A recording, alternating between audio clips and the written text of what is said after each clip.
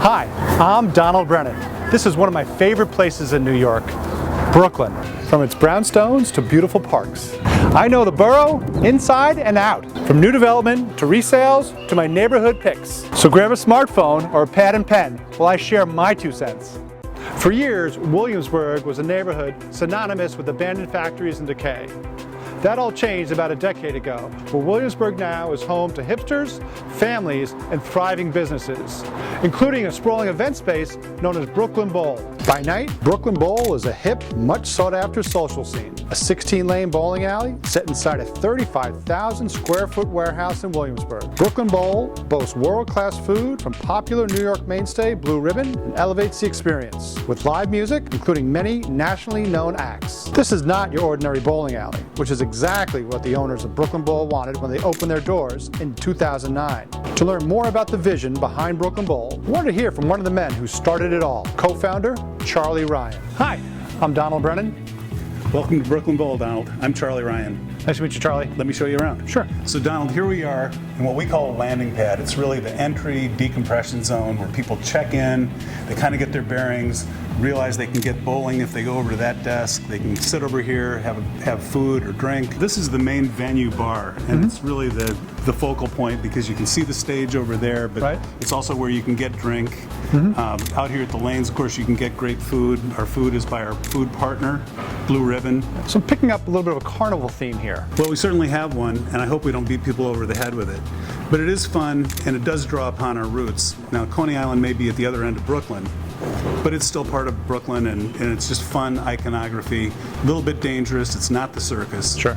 It's a lot more fun than a circus. So when we built the place, we had it laid out. It wasn't finished. This was just a corrugated surface here for the stage. We realized right away this is going to be a very special room because it's important how the artist feels about it. Sure. And when you look around, it's just much more dynamic than any room I could think of in terms of what the artist sees. Yeah. That's really important too. Yeah, very special space. Yes. Lots of great artists here. Kanye West, Roots, Guns N' Roses, Robert Plant, Snoop Dogg.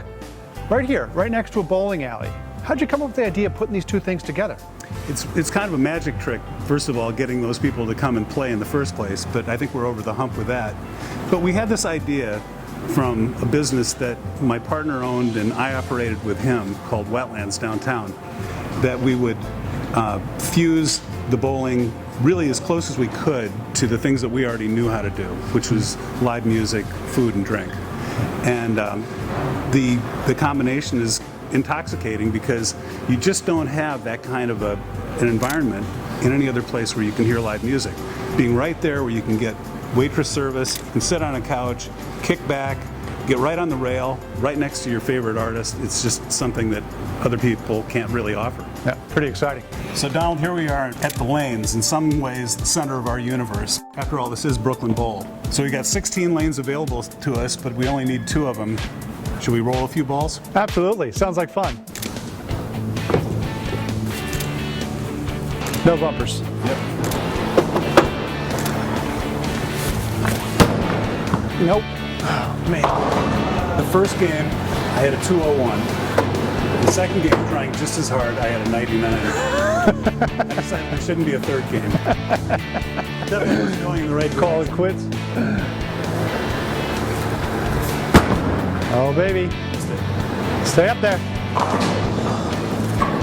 have to edit that one out.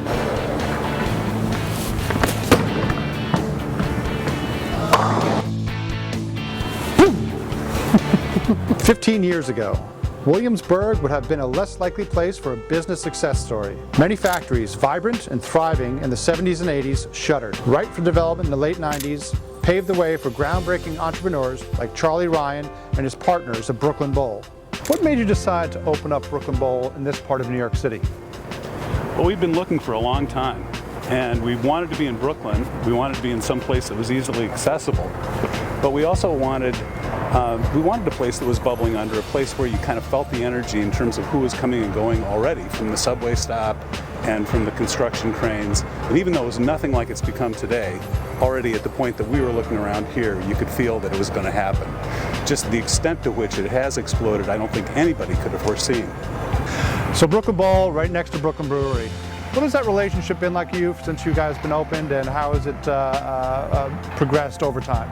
Well, it's been great. I mean, we've known the guys from the Brooklyn Brewery for a long, long time. In fact, the first time I really got interested in this neighborhood was after they opened up right in this location. And I walked around the corner. This sounds like such a strange thing to say, but it is true. Walked around the corner to where our entrance is now, and something about that block really spoke to me at that time.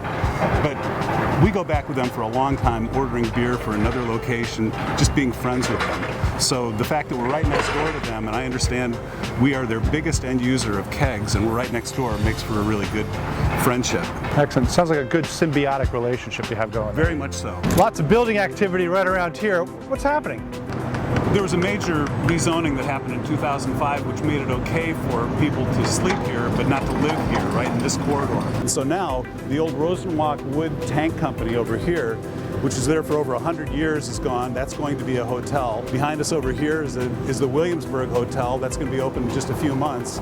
Pretty big hotel. Off in the distance here, the Wythe Hotel, which has been open 3.5 years now.